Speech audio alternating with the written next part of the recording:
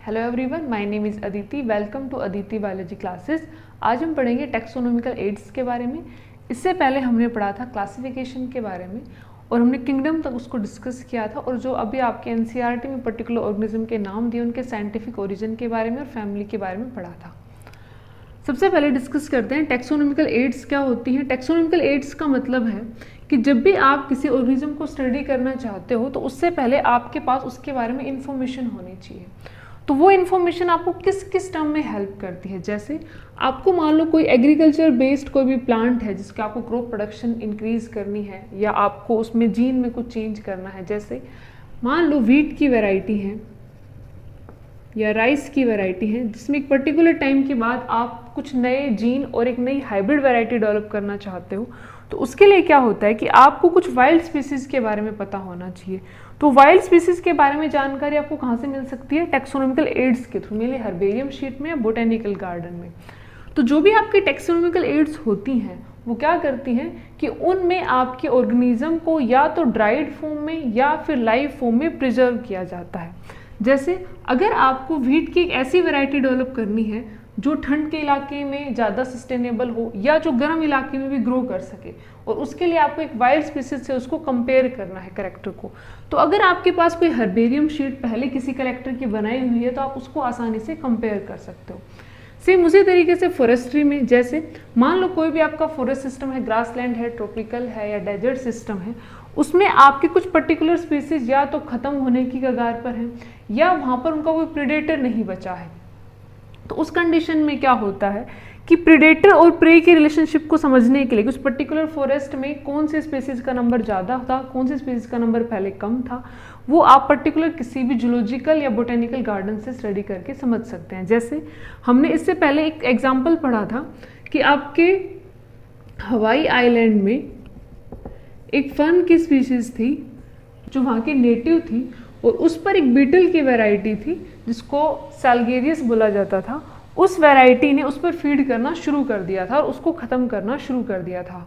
तो जो वहाँ पर साइंटिस्ट थे, एंटेमोलॉजिस्ट थे, उनको ये समझ में नहीं आ रहा था कि इस फंड को कैसे प्रोटेक्ट किया जाए। तो उसके लिए उन्होंने क्या किया, उस बीटल के बारे में सर्च किया। उस बीटल को ढूंढते हुए या उसके बारे में पता करते हुए किसी और रीज़न की वजह से एक पर्टिकुलर साइंटिस्ट कहाँ पहुँचते हैं, सिडनी पहुँचते हैं, और वहाँ पर उनको एक पर्टिकुलर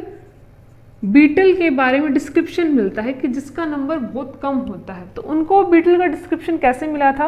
किसी पर्टिकुलर कलेक्टर ने, जो उसका पर्सनल कलेक्शन था, उसमें से उनको उस बीटल का डिस्क्रिप्शन मिला था, जिसमें ये बताया हुआ था कि जहाँ पर भी ये बीटल पाई जाती है वहाँ पर पर्टिकुलर कोई एक वास्प की वैरायटी है जिसकी वजह से इसका पॉपुलेशन नंबर क्या है, कम है। इस बीटल को यहाँ से लेकर हवाई लेके जाया गया और हवाई में जो फन था उसको फिर वहाँ पर प्रोटेक्ट कर लिया गया।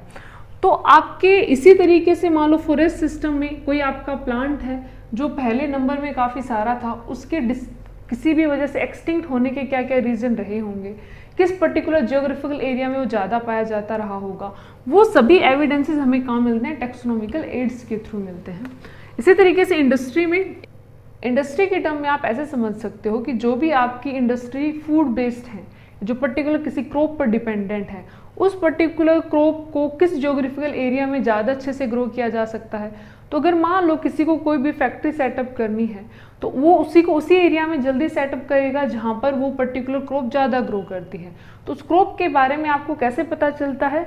जो भी आपकी टेक्सोनोमिकल हर्बेरियम शीट्स होती हैं, बोटेनिकल गार्डन्स होते हैं, उनमें उनके बारे में इंफॉर्मेशन होती है कि आपकी ये पर्टिकुलर प्लांट स्पीसीज उस पर्टिकुलर एरिया में क्या करती है, ज़्यादा ग्रो करती है। तो अगर मान लो कोई इंडस्ट्री डेवलप करनी है, कोई फैक्ट्री डेवलप करनी है जो फूड बेस्ड है, पर्टिकुलर क्रॉप बेस्ड है, तो उस पर्टिकुलर इंडस्ट्री को उसी जियोग्राफिकल एरिया में डेवलप किया जाएगा जहाँ पर वो क्रॉप ज़्यादा बनती है। नेक्स्ट है collection of plant and animal specimen. इसके अलावा पास्ट टाइम में बहुत पुराने 100-150 साल, 120 साल पहले जिन्होंने भी नए नए प्लांट या एनिमल्स के स्पेसिमेन कलेक्ट किए, प्लांट मेनली हर्बेरियम शीट में कलेक्ट कर लिए जाते हैं, जो भी प्लांट आपके ड्राई फॉर्म में रखे जा सकते हैं। एनिमल्स मेनली फॉर्मेलिन के सॉल्यूशन में रखे जाते हैं। या आपके अगर बर्ड्स वगैरह की बात करें या मैमल्स वगैरह की बात करें तो उनकी बॉडी में आपका जो भी फूसा वगैरह भूस भर के उस तरीके से उनको स्टोर करके रखा जाता है, लेकिन मेनली इनको फॉर्मेलिन अल्कोहल के सॉल्यूशन में स्टोर किया जाता है। तो collection of plant and animal specimen का मतलब है जैसे आप कभी किसी म्यूजियम वगैरह में ट्रैवल करें या वहाँ पर जाएं तो आप देखेंगे वहाँ पर डिफरेंट टाइप के प्लांट या एनिमल जो आज के टाइम में ख़त्म हो चुके हैं उनको प्रिजर्व करके रखा जाता है। उनके साथ में उनके बारे में डिस्क्रिप्शन भी लिखा होता है कि इस पर्टिकुलर एरा में, इस पर्टिकुलर टाइम में क्या हो गए थे, खत्म हो गए थे। नेक्स्ट है फ्यूचर स्टडी। फ्यूचर स्टडीज आप ऐसे समझ सकते हैं जैसे आज के टाइम में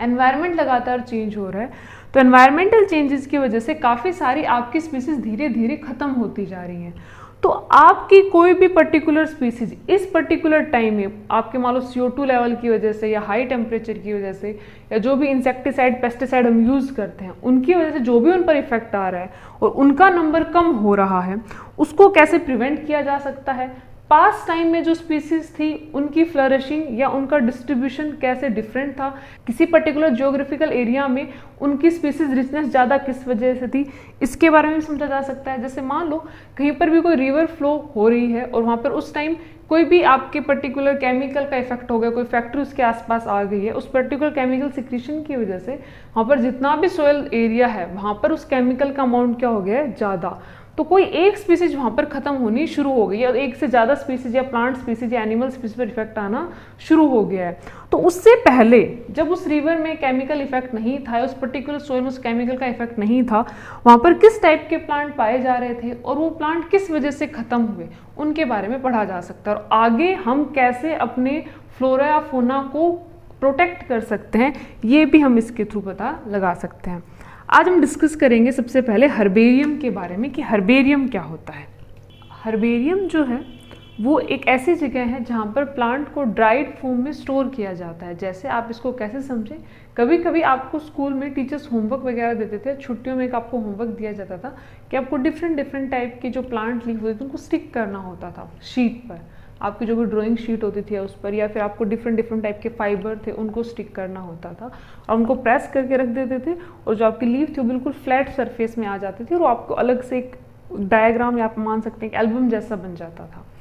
हर्बेरियम हम मान सकते हैं वैसी सी फॉर्म है लेकिन थोड़ी सी एक डिफरेंट टेक्निक और इक्विपमेंट्स के साथ होती है। तो आप ऐसे समझें कि आप किसी फॉरेस्ट एरिया में हैं और वहाँ पर आप कुछ पर्टिकुलर कोई प्लांट स्पीसीज कलेक्ट करना चाहते हैं कि आपको कोई अलग से प्लांट स्पीसीज मिली है। तो अगर मान लो आप उस प्लांट स्पीसीज को वहाँ से कलेक्ट करके लेकर आना चाहते हैं उस पर्टिकुलर स्पेसिमेन को,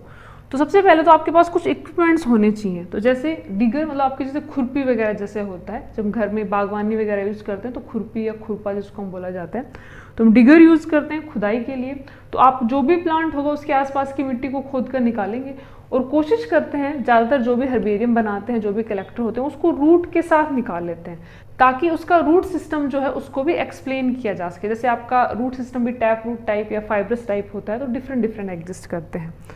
तो डिगर का या फिर आपका जो भी खुरपी जैसा स्ट्रक्चर होता है उसका फंक्शन क्या होता है कि जो भी आपकी सोयल है उसमें जहाँ तक हो सके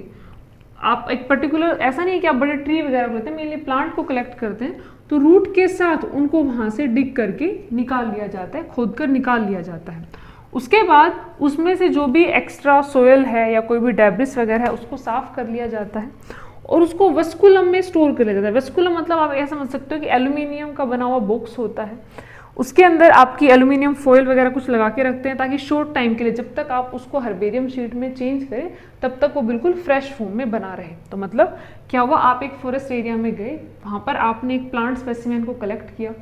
तो आप जब उसको कलेक्ट करेंगे तो आप किन किन चीज़ों का ध्यान रखेंगे। सबसे पहले जब भी आप उसको खोद कर निकालेंगे तो उसमें डैमेज कम से कम होना चाहिए, साथ में उसकी जो लीव्स वगैरह हैं अगर वहाँ पर उस पर फ्लावरिंग वगैरह भी उसमें प्रेजेंट है वो भी उसके साथ इंटैक्ट होना चाहिए। साथ में आप ये भी ऑब्जर्व करते हैं कि आपने जो प्लांट स्पीसीज वहाँ से ली है आसपास के एरिया में उसी के जैसे कितने प्लांट हैं, मतलब वो पर्टिकुलर प्लांट स्पीसीज एरिया में कहाँ तक फैली हुई है। जैसे मान लो आपने उस प्लांट स्पीसीज को वहाँ से लिया तो एक तो हो सकता है कि बहुत सारे नंबर में वहाँ पे प्रेजेंट हो, मतलब जिस भी पर्टिकुलर फॉरेस्ट एरिया में आप गए वहाँ पे आपको प्लांट स्पीसीज बहुत सारे नंबर में मिल गई, तो आप उसको नोट डाउन करते हैं हमेशा। तो उसके लिए आपके पास एक क्या होनी चाहिए, फील्ड नोटबुक होनी चाहिए। फील्ड नोटबुक का मतलब होता है कि आपने जब भी प्लांट को वहाँ से निकालने की, जब आप वहाँ पर निकाल रहे हैं उसको, तो उसमें आपने आसपास ऑब्जर्व भी करना है कि आसपास कितने प्लांट हैं, किस टाइप का ज्योग्राफिकल एरिया है, सोयल वगैरह है वो किस टाइप की है, आसपास दूसरे किस टाइप के और प्लांट ग्रो कर रहे हैं, कौन से प्लांट ग्रो नहीं कर पा रहे हैं, मतलब कुछ पर्टिकुलर हो भी सकता है कि उसके आसपास कुछ प्लांट का नंबर क्या हो, कम भी हो, तो वो सब आप अपनी फील्ड नोटबुक में कलेक्ट करते हैं कि आपने उसको कहाँ से कलेक्ट किया, उस ज्योग्राफिकल एरिया का नाम क्या है, आपने किस डेट को उसको कलेक्ट किया है, उस पर्टिकुलर जो आपका डेट है उसमें आपका पर्टिकुलर अगर टाइम नोट कर सके तो आप टाइम भी नोट कर लें। इसके अलावा उसको वहाँ पर वर्नाकुली क्या बोला जाता है कि मतलब जहाँ पर भी आपने उस प्लांट को कलेक्ट किया वहाँ पर उसका लोकल नेम क्या है, कि ऑब्वियस सी बात है आप वहाँ पर जाएंगे फॉरेस्ट एरिया में तो कोई ना कोई पर्सन लोकली आपके साथ जरूर होगा, तो आप उनसे नाम ही पूछेंगे कि उस पर्टिकुलर प्लांट को यहाँ पर क्या बोला जाता है, तो वो नाम भी आप नोट करेंगे। फिर अगर आपको उसका बोटेनिकल नाम पता है, जैसे आपने उसका लीफ पैटर्न देखा, फ्लावर देखा और आप उसका बोटेनिकल नाम बता सकते हैं, तो आप उसको ना बोटेनिकल नाम भी क्या करेंगे, नोट करेंगे। तो आपका जो फील्ड नोटबुक होती है उसमें आप एक रो मटेरियल बनाते हैं, मतलब एक रो डाटा आप कलेक्ट करते हैं कि आपने उसको कहाँ से कलेक्ट किया, कब कलेक्ट किया, कैसा ज्योग्राफिकल एरिया था, उसका बोटेनिकल नाम क्या है, उसका वर्नाकुलर नेम क्या है, उसके आसपास कितने डिफरेंट टाइप के प्लांट पाए जा रहे हैं। साथ में उसके साथ आपके पास होना चाहिए प्लांट प्रेस एंड फोल्डर, ये आपके बाद में प्लांट को प्रेस करने में उसमें यूज होता है। तो सबसे पहले अगर आपने प्लांट कलेक्ट किया है और उसका जो रूट वाला जो पार्ट है वो सकुलेंट है, सकुलेंट मतलब जिसकी रूट में फूड स्टोर होता है, जैसे आपकी कैरेट वगैरह है, इनमें क्या हो जाता है, फूड स्टोर हो जाता है, तब उसको तो आप प्रेस करके शो नहीं कर सकते। तो उस कंडीशन में क्या जाता है कि अगर आपके पास कोई प्लांट का पार्ट ऐसा है कि जो सकुलेंट फॉर्म में है, कि मान लो आपको प्लांट तो मिला लेकिन अगर आप उसको प्रेस करेंगे तो पूरा क्या हो जाएगा, डैमेज हो जाएगा जो भी उसका सकुलेंट पार्ट है, तो मेनली हम उसको फिर सॉल्यूशन में स्टोर करते हैं। सॉल्यूशन बना होता है फॉर्मेलिन और एसीटोन और अल्कोहल से मिक्स, अलग अलग रेशो में सेलेक्ट किया जाता है। नेक्स्ट है, तो आपने सबसे अब तक क्या कर लिया, आप फॉरेस्ट एरिया में गए, आपको एक प्लांट मिल गया, उसके बारे में जो भी इंफॉर्मेशन थी आपने उसको क्या कर लिया, नोट डाउन कर लिया और वस्कुलम में उसको प्रोटेक्ट करके रख लिया है जब तक आप उसके हर्बेरियम शीट नहीं बना लेते। तो ये तो आपको इक्विपमेंट्स चाहिए जब आप हर्बेरियम शीट बनाने जा रहे हैं। टेक्निक क्या क्या है, टेक्निक में आपने कलेक्शन का प्रोसेस कर लिया है, अब नेक्स्ट इसमें प्रेसिंग का। प्रेसिंग से पहले क्या करेंगे, आप उसको क्लीन करेंगे, साथ में एक कार्डबोर्ड होते हैं, थोड़े से हार्ड कार्डबोर्ड होते हैं प्लाईवुड वगैरह के बने हुए, उनके ऊपर आप पेपर फॉर्म में लेते हैं और उसके ऊपर उसको प्रेस करते हैं। प्रेस करने के लिए जो आपका ऐसा स्ट्रक्चर होता है ना, कभी कभी आपने देखा होगा कि आप बुक्स वगैरह में चॉकलेट के रैपर रख लेते हैं बच्चे, कभी कभी जैसे मान लो आपने कोई भी चॉकलेट खाई, आप उसके रैपर को बिल्कुल फ्लैट करके ऐसे बुक में रख लेते हैं, आप कुछ टाइम बाद देखते हैं तो वो जो आपका रैपर वगैरह होता है बिल्कुल फ्लैट हो जाता है।